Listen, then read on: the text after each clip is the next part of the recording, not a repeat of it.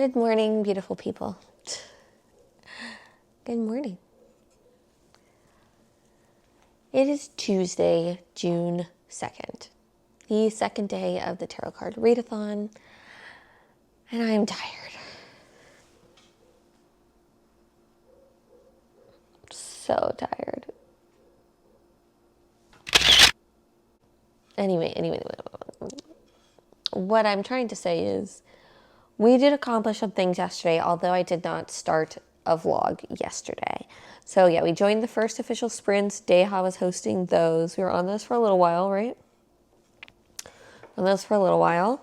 I did edit and schedule my TBR / summer plans video to go up today at noon. So that's good. That's all done. And then, what else did we do? Oh yeah, we finished a book. Almost two. I have like, boop.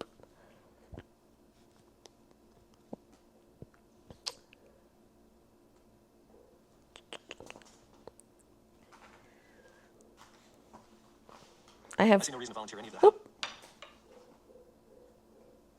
I have 40 minutes left of The Story Might Save Your Life. And then I finish the Antiquarium's Objects.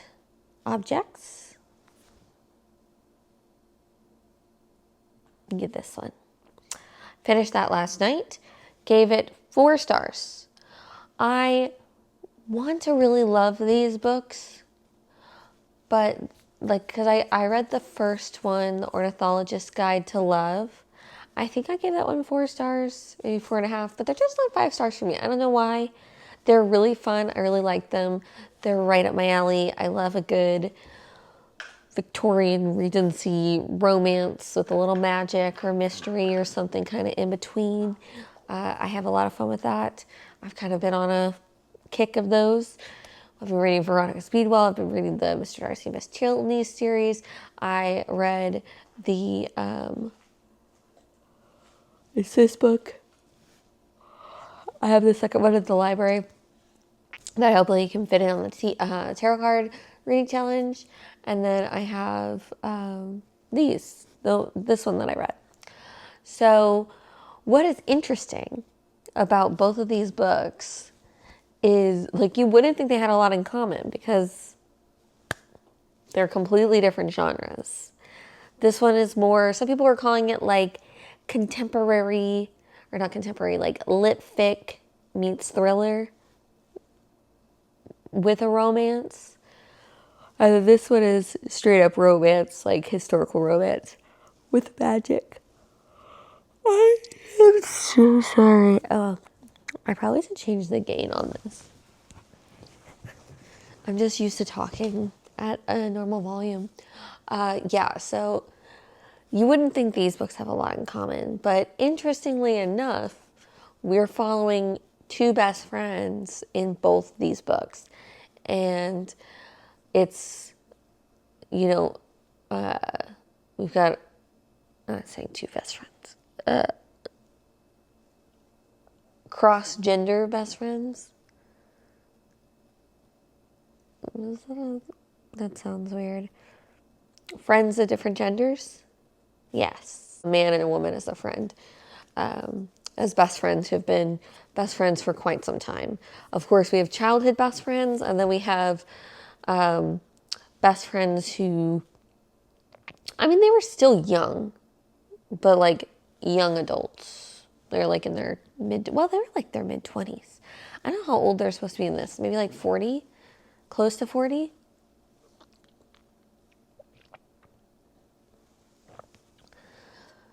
So that is different, but very much like, we're not just talking like, we're talking best friends.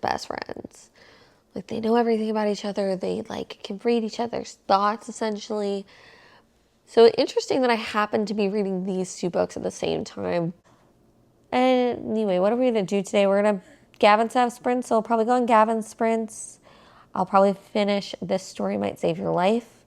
And then we will actually be diving into our TBR, our initial TBR for the Tarot Card Readathon. Oh, I thought about doing a reading because I guess that was like something else you could do, like a tarot card reading. I don't know if I'm going to do it every day. I don't know. I've been thinking about it. But right now, we talked for 20 minutes, so I'm going to let you go because baby needs my attention. He's done playing with the bookmark, so I will check in with you when I have something to talk about, I guess, or something exciting to show you. Okay, he's going to pull these books down that you're on top of, so I'm going to turn the camera off now. Bye-bye.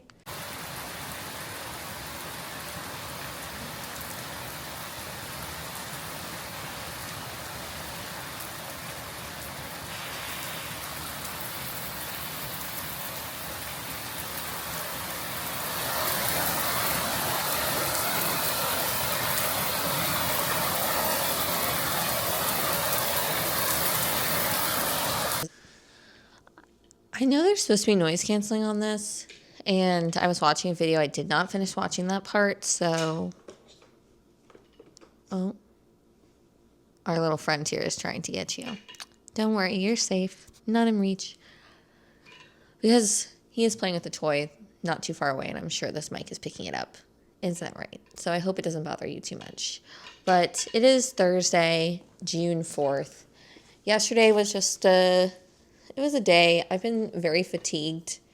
I have not felt like reading, but I did get some reading done. So I started and about... Whoa! Whoa! About 40 pages into the Reformatory. And I'm always like...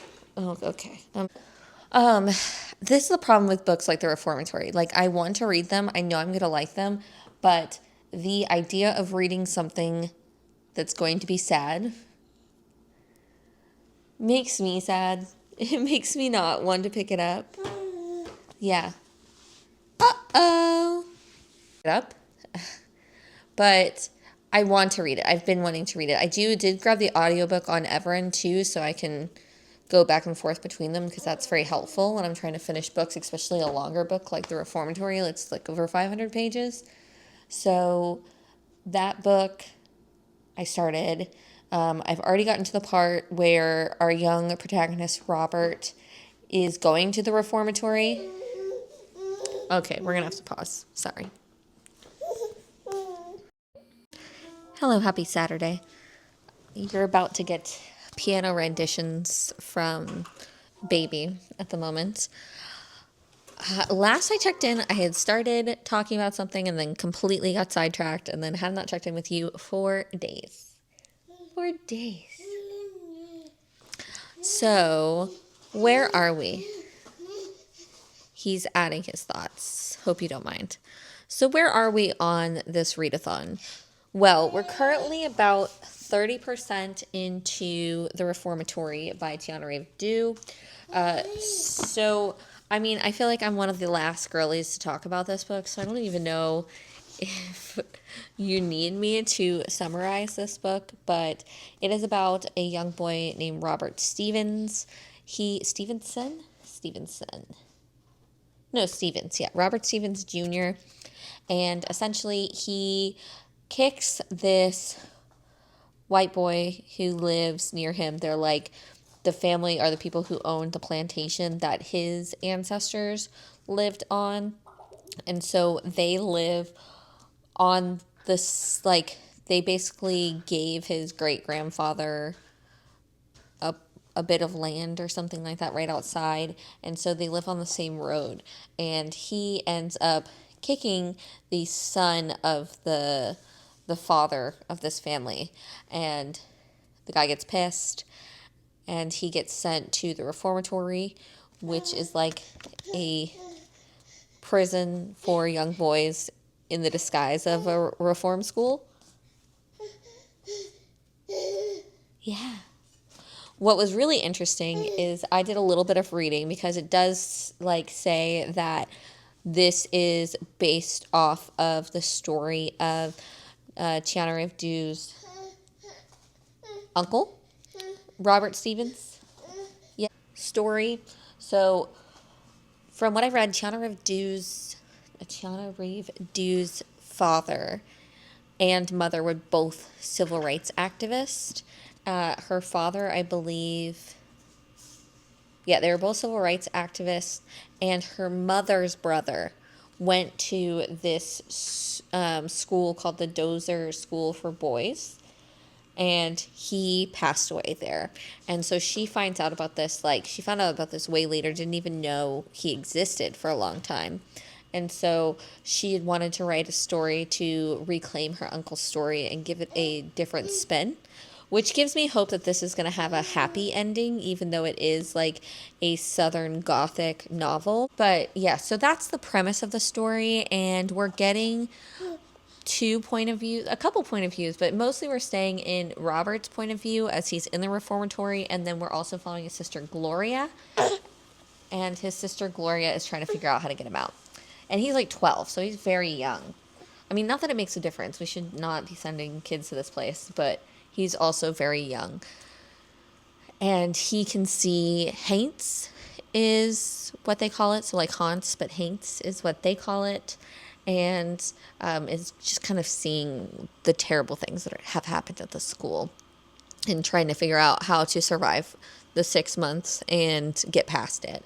I am also reading at the same time Jane Austen's Bookshelf. It's got a longer title, but we're just going to call it that. I've been listening to that around bedtime, kind of helping baby go to sleep, because it's, it's a nonfiction, so we don't have a lot of craziness going on in the readings, nothing too dramatic. So it's very interesting. So the author